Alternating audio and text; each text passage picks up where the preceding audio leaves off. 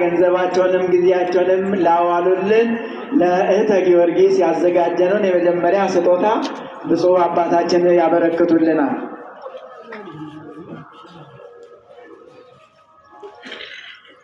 እግዚአብሔር ይመስገን። አጨብጭቡ ልበሉ። የበጎ ስራ ስለሆነ ጾም የሚያስገድፍ አይደለም። እግዚአብሔር ይጠብቅልን። ከእኔ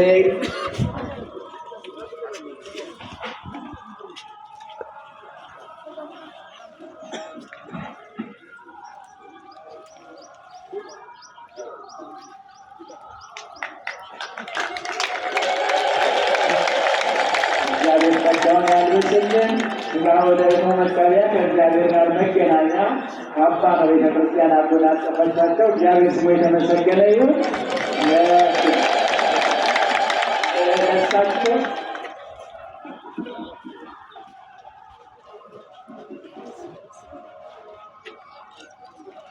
ባለቤታቸውም ጭምር ነው። እንግዲህ የጋራ ትብብር ቢኖር ነው ስራ የተሰራውና እግዚአብሔር ባሉበት ይጠብቅልን። እንዲሁ ተጨማሪ ደግሞ ስጦታ እንግዲህ እንየው ተገልጦ ይታያል።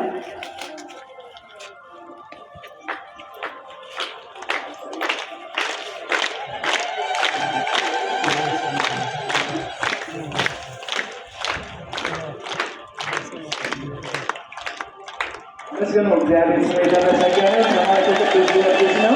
የቅዱስ ጊዮርጊስን ልጅ ስለሆኑ ጭምር ነው ይህን ያደረግነው። ከዚሁ ጋር ደግሞ ሌላ በዚሁ አገልግሎት ላይ አብሮ ለደከሙ በጎ ስራ ለሰሩ ለአቶ ፈቃዱ ስጦታ እናበረክታለን። አቶ ፈቃዱ ዘበነ ቀረብ በሉ።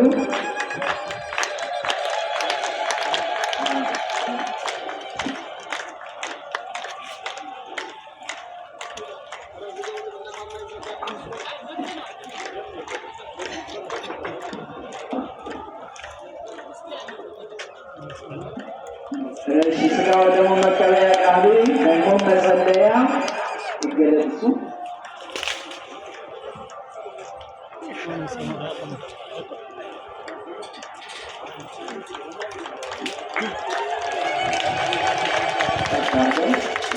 እሱም ሰማዕቱ ቅዱስ ጊዮርጊስ የደረሰው ቅን አገልጋይ ሁሉ ጊዜ ከቤተ ክርስቲያን የማይለይ ከእናታችን ከእህተ ጊዮርጊስ ጋር ሁሉ ቤተ ክርስቲያንን የሚያገለግል ነው። ሌላ ወንድማችን ደግሞ ሁሉ ስራ የተሳተፈ አቶ ዘበነ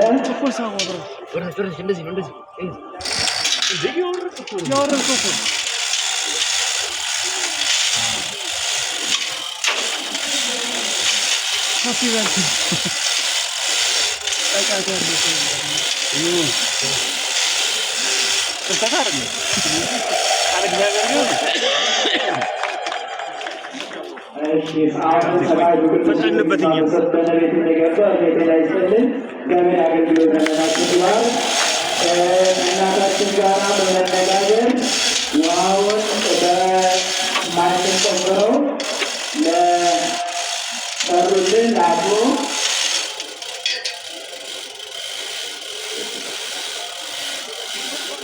አሉላ እግዚአብሔርን የጤና እንዲሰጥልን ያው እንግዲህ በእህተ ጊዮርጊስ በኩል እንዲደርሳቸው ጠርተናቸው ነበረ። አልመጡም። ባሉበት እግዚአብሔር በጣም በረከቱን ያድልልን። አባታችን ሌላው በሀሳብ ጀምሮ የሌላ በጎ ስራ የተሰሩ ስጦታዎች ሁሉ ሌላ ጊዜ ለካህናቱ እናበረክታለን። ውሃ ያስፈልጋል ከሚል ሀሳብ ጨምሮ ተነስቶ በኩል በገንዘብ ምሳሌ ልጆቻቸውን በማስተባበር ድጋፍ ላደረጉልን ለቀሲስ ጥላሁን ሀሳቡን ጭምር በማመንጨት ጭምር ነው። መጀመሪያ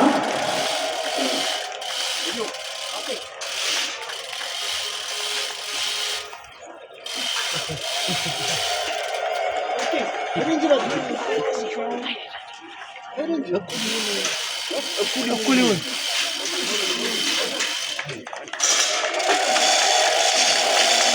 ከዚህ በመቀጠል ሌላ መናገራችን ይቀጥላል። ብዙ አባታችን ቡራኬ ቃለምዕዳቸውን በጎ አድራጊዎችን መርቀውልን እሳቸው ወደ ፕሮግራማቸው ይሄዳሉ።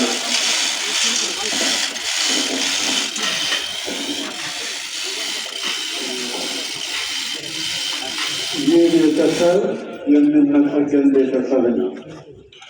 ይህ ቤተሰብ የሚወደድ ቤተሰብ ነው። የአካባቢ የውሃ እጥረት ያለበት ዘርፈ ብዙ ችግር ያለበት ቦታ ስለሆነ በእውነቱ ሰማዕቱ ቅዱስ ጊዮርጊስ ሀሳባችሁንና ምኞታችሁን ይፈጽምላችሁ። የተወደዱ ልጆቻችሁ ለቁም ነገር ያብቃላችሁ። ገንዘብ ያልፋል፣ ይጠፋል። ዛሬ ያለ ነገ የለም። መልካም ነገር ሰርቶ መሄድ ግን እድሜ ልኩ በማህበረ ካህናትም በሕዝበ ክርስቲያኑ ተወዳጅነት ስም ያገኛችሁ ስለሆነ ሰማዕቱ ቅዱስ ጊዮርጊስ በቤታችሁ ላይ ይሁን። የሰማዕቱ የቅዱስ ጊዮርጊስ በረከት ረድኤት አይለያችሁ።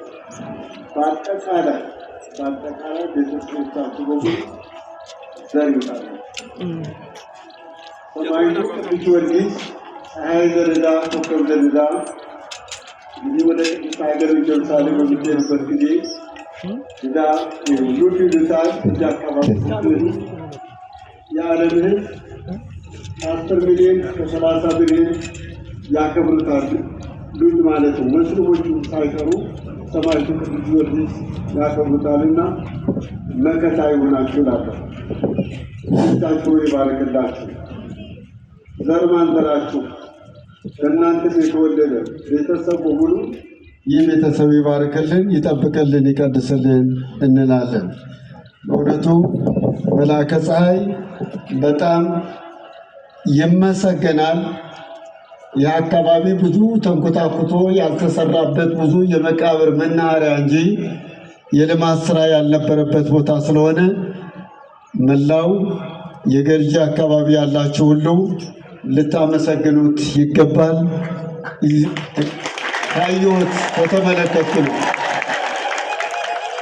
ማወቅስ እናውቃለን፣ ብንናገር ደግሞ ምን እንሆናለን? አልተሰራምና ብዙ አስተዳዳሪዎች ይመጣሉ፣ ክራይ ሰብሳቢዎች ናቸው፣ አይሰሩ አያለሙ።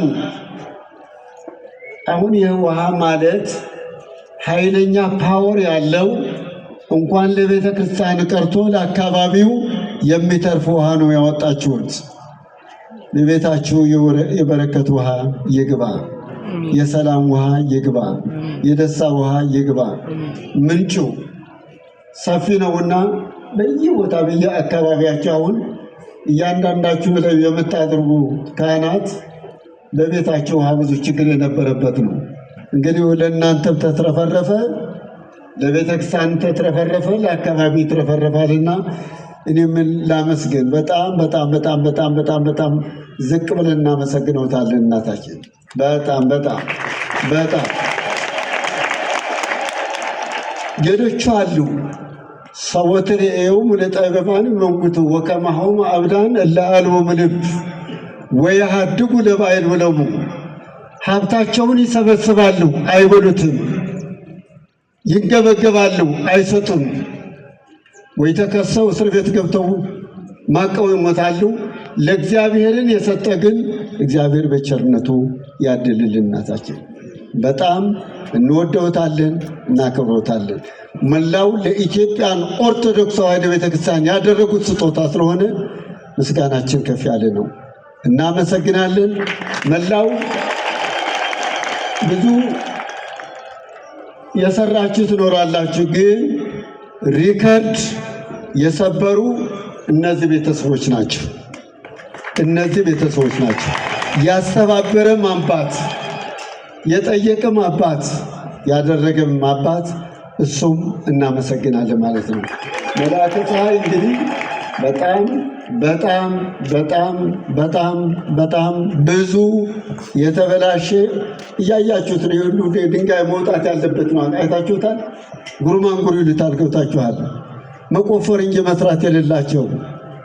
ስለዚህ እናታችን ውሃ ከተገኘ አካባቢ ለም ይሆናል፣ ዛፍ ይተከላል፣ በረከት ይኖራል፣ ለጸበል አገልግሎት ይውላል፣ ለምዕመናን ትሩፋት ይደረጋል። ልጅ ቢወልዱ ይሞታል። ይሄ የማይወሽ የማይሞት ልጅ ወልደዋልና እግዚአብሔር በቤታችን በቤት ላይ በረከት ይግባ ያልን ጸጋውን በረከቱን ያድልልን። ስላዳመጣችሁ አመሰግናለሁ። እግዚአብሔር ይስጥልኝ። እህተ ጊዮርጊስን ዋናው ሰሪ ስለሆኑ ከነ ቤተሰቦቻቸው ላይከ ማርቆስና ሰብለ ድንግልን እሴተ ገብርኤልና መርዓተ ገብርኤልን አጽቀ ማርያምን እነዚህ ስማቸው የጠራናቸው ሁሉ ሐሳባችሁና ምኞታችሁ ይፈጽምላችሁ።